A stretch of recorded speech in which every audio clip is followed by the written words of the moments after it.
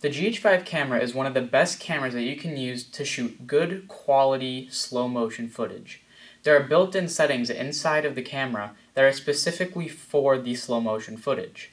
Now, sure, you can just go and shoot in 60 frames per second and slow it down to 30, but this way is a lot more effective and looks a lot more smooth.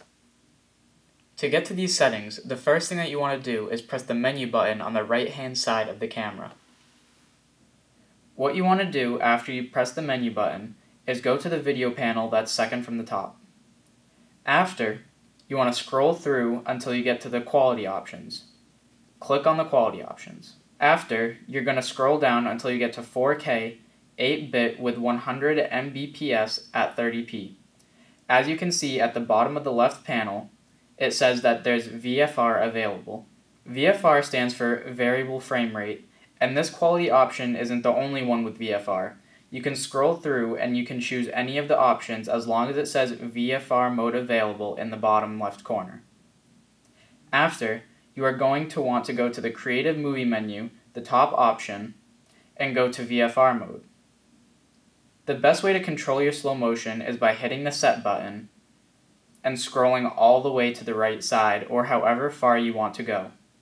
If you want to make a time lapse, then you would want to go all the way to the left side.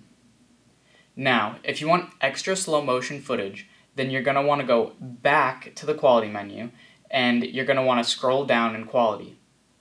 The lower down in quality you go, with VFR available, the slower you can get your shots.